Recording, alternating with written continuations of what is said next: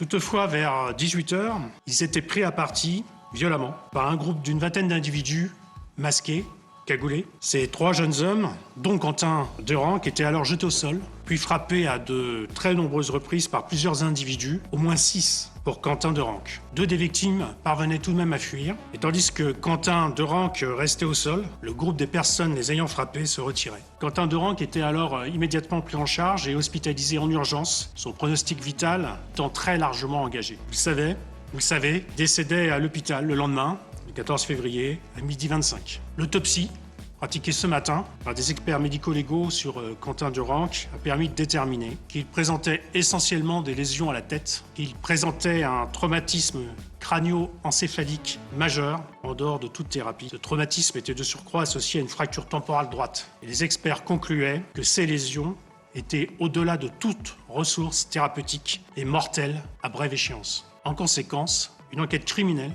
des chefs d'homicide volontaire et une enquête délictuelle pour violence aggravée par 3 circonstances. Les 3 circonstances, c'est réunion, masqué et porteur d'armes. Et du chef d'association de malfaiteurs en vue de commettre un délit puni de 5 ans d'emprisonnement a été confié au service de police de Lyon, de la division criminelle territoriale.